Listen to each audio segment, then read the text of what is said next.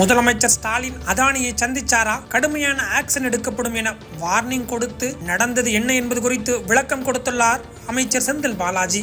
அதேபோல் அறிக்கை அரசியல்வாதிகள் என ராமதாஸை மறைமுகமாக அட்டாக் செய்துள்ளார். சோலார் எனர்ஜி ஒப்பந்தங்கள் தொடர்பாக இந்திய அரசாங்க அதிகாரிகளுக்கு லஞ்சம் கொடுத்ததாக அதானி மீது அமெரிக்கா குற்றம் சாட்டியது. அதில் தமிழ்நாட்டின் பெயரும் அடிபட்டது. ஆனால் அதானிக்கும் தங்களுக்கும் எந்த சம்பந்தமும் இல்லை என சொன்னார் அமைச்சர் செந்தில் பாலாஜி. இருந்தாலும் ஸ்டாலினுக்கும் அதானிக்கும் இடையே ரகசிய மீட்டிங் நடந்ததாகவும் அதில் சில முக்கிய ஒப்பந்தங்கள் போடப்பட்டதாகவும் எதிர்க்கட்சிகள் ரவுண்டு கட்டி வருகின்றனர். குறிப்பாக பாமக, தமிழ்நாடு பாஜக உள்ளிட்ட கட்சிகள் இந்த விவகாரத்தை தீவிரமாக கையில் எடுத்துள்ளனர்.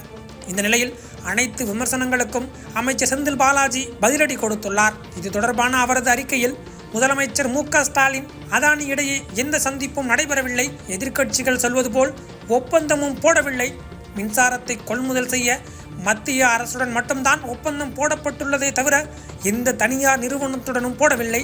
அதானியுடன் ஒப்பந்தம் வைத்த அதிமுகவை விட்டுவிட்டு திமுக அரசை குறை சொல்வது நியாயமில்லை.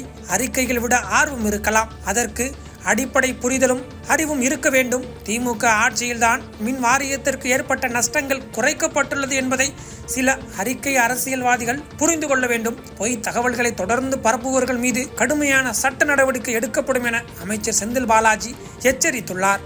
ஏற்கனவே அதானி விவகாரத்தில் பாமக நிறுவனர் ராமதாஸின் விமர்சனம் பற்றி முதலமைச்சரிடம் செய்தியாளர்கள் கேள்வி எழுப்பிய போது அவருக்கு வேற வேலை இல்லை, அதான் தினமும் அறிக்கை வெளியிடுகிறார் என சொல்லி விவாதத்தை பற்ற வைத்தார் ஸ்டாலின். இந்த பதில் திமுக பாமக இடையே கடும் வார்த்தை போரை உருவாக்கியது. இந்த நிலையில் அமைச்சர் செந்தில் பாலாஜியும் அறிக்கை அரசியல்வாதிகள் என பாமகவை மறைமுகமாக அட்டாக் செய்துள்ளதாக எதிர்ப்பு குரல் எழுந்துள்ளது.